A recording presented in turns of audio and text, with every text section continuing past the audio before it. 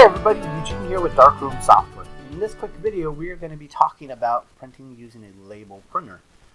This could be used for order envelopes, so you can print out a label, stick it as barcode. It can be used as a shipping label. If you're using Got Photos or Photo Reflect, stay tuned towards the end, and we'll go over something specifically Got Photos. But we're going to be using a Dymo Label Writer 450 Turbo. It's I would imagine the twin turbo would work as well. But that's what we have. The size we're using is going to be, well, let's go ahead and jump into my computer so you can see a few things. Okay, so the size of paper we're going to be using is, the part number is 30256. It's going to be 2 5/16 by 4 inches. So it's a label about that size. I have one right here. We got to do a little bit of fudging within Darkroom to get everything to work. That size is not available directly in Darkroom. So let's see what we have to do first. I've added the printer. It's going to be a Windows printer. So I've added the Windows printer driver to Windows. You can see it right here. And a lot of the stuff we're talking about here could actually be used for a label printer. A receipt printer. And you can see I have one not connected, but this is the one I would recommend, or a similar model. So first thing we'll want to do is switch over to our Setup tab, and well, let's talk about who would use this type of setup. It would be like a studio or school photographers or somebody using Got Photos. Somebody that's capturing at one place and then maybe selling at a different location. So maybe a park or amusement park, those type of things. Bigger establishment, not necessarily for event printing, but a receipt printer would be a better option for like sharing or those type of things. It's low cost, and you can do a QR code rather than a barcode. We're going to work with barcodes here, but it all still kind of applies. Okay, so I'm going to go ahead and add a Windows printer. And this brings me to a really good topic. The list that you see here, or in Core Edition, you're not going to see all these Nordsu printers. You're not limited to those. You can use any printer that uses a Windows printer driver. So that's important to know that what you see here is not the limit. And this is a really good example of it. So there's my Dymo.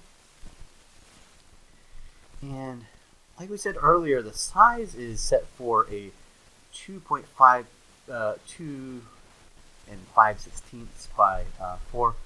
Well, that size doesn't exist in Darkroom, and you can add it as custom size, but if you're using Got Photos, you can't use custom sizes with Got Photos. So the 2 by 4 is a good alternative. It's close, and same with credit card. You're not able to use credit card. It has to be an actual print size. So even though it's in here, you'd run into an issue with the integration. So 2 by 4 is the page size we want. Arrangements allowed 2 by 4.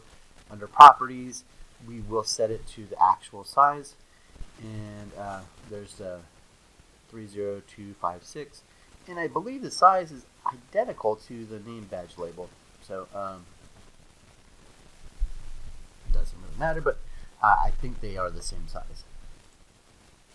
So go ahead and click OK. And next thing that we'll do is click on our packages, and let's go ahead and add a label. Whoops. I'm going to set it as quick print for right now, and then we'll come back and change that in just a second. You'll see why in just a moment. Print size under 4-inch prints, 2 by 4. Okay, and we'll switch over to our photo workshop and just test it out, make sure it's actually communicating. So let's grab do this little guy right here, and then we can hit the shortcut key, which is 6 on our keyboard, and let's see if it sends to the printer. Now, this is not really the intended use, but you can see quality's okay-ish. For the type of printer it is, that's actually really good. But we're not using it to print out something to put in the frame. We want to use it for a label. So I have a few templates set up, and I'll go ahead and switch back to the setup tab so you can see those and how they're constructed. So it's based off of the 2x4 size. It's going to have the order ID. It's using the smart text, and you can always access that by insert special text. So order date, I got it from here. Right over here we have the catalog name, which is in there. File name file name. That will include the extension. And then right here is a barcode, which is set for the font is code 3 of 9. And you want to make sure that let's see if we can change this to a different font so it's a little easier to read. We have asterisk, percent, file name short, percent, asterisk. So file name short, it's leaving out the file extension. You have to have these percent signs outside to encompass the smart text, and then you have to have these little asterisks. So the barcode scanner knows where to start and stop. Okay, so that is the proof label. Go ahead and cancel changes just in case I made any changes. And then we're going to talk about this one a little bit, but it's made very similarly. I've added a graphic and then some shipping information. And that would be a shipping label, but it's built very similar. Okay, so let's try that out. Switch back to the photo workshop. Click B. That one. Let's go with a different image.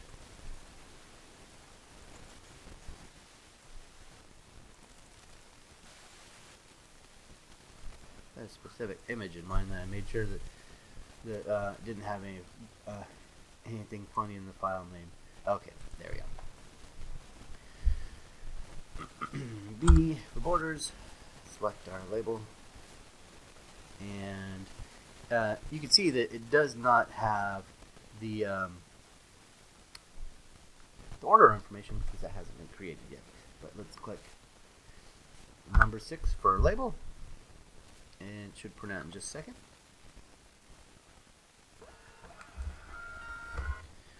There we go. And then we're going to go ahead and let's click N to exit the border. Select a different photo, and then now if we click F2 for find,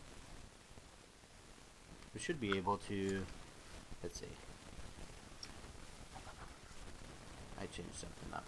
Okay, we'll try it with this image. Okay, it's going to scan and go to that image. It's a little separate. I might have changed something with the file name. Okay, so that was one that I did right before just as a test. So there it is. It selected that image. The next thing that we're going to talk about is let's see, the shipping label. So I have under the catalog information, I've filled out the shipping information. Let's see next. Okay, there it is. There's some information. So, and what I'm going to do is I'm actually going to, just so we can see what's happening, I'm going to turn off the auto, the quick print. Sorry, I'm bouncing around from different tabs. I know it's a little hard to keep up sometimes when I do that. Okay, so turned off quick print. And then we're going to click B. Select that right there. And you can see there's nothing on it yet. We'll hit place order. Oops. Label. We're going to save the order so we can see it in the orders tab. And you can see that it should be updated with the address information. If I wanted to change the shipping info, let's say I move down this to a different street, and that's where it's pulling that information from. So with Got Photos, your or Photo Reflect, this is all going to be built into the order automatically. Okay, so if you're using the command folder option with Got Photos, this is specifically for you. You would download the file from our knowledge base, and let's see, it should give you this folder right here.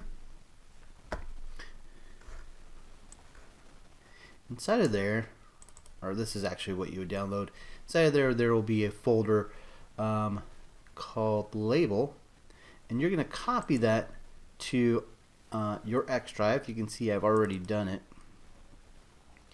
and I've even updated the logo file.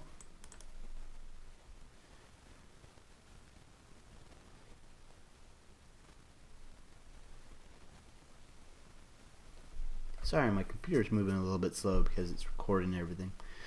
Okay, so you can see that I have a few more CRDs than you will have. That's not a big deal. Those are the extra files that I've added, and I've updated the logo file with my own logo.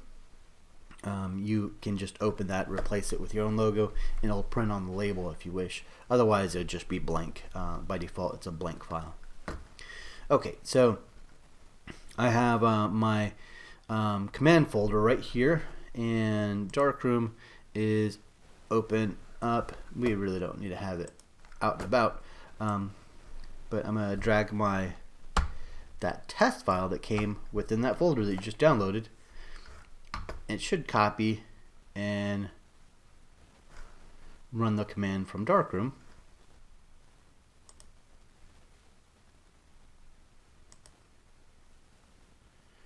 There it goes. It looks like it's trying to work. And so typically you would have a whole order, but in the shipping label would then print out with your order. And we can look at that text file, how it's built, but you'll be able to download it and see it as well. It's just printing a 2x4 with using this label. That's what you copied into your X drive, and then the file path is the logo file, just so you can have something to brand it yourself. So I hope this has been helpful. This is a pretty significant request from Got Photos people looking for a label solution.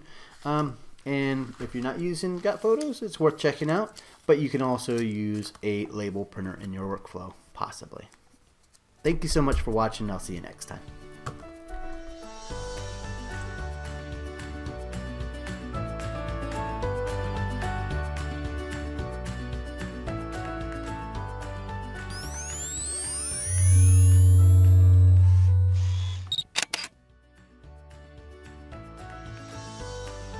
Thanks again for watching. If there's a topic that you want to learn a little bit more about, be sure to comment below, like, subscribe, and click the little notification bell so when we release a new video, I'll let you know. Here's some other videos you might like. Most importantly, thanks for being a customer. I'll see you next time.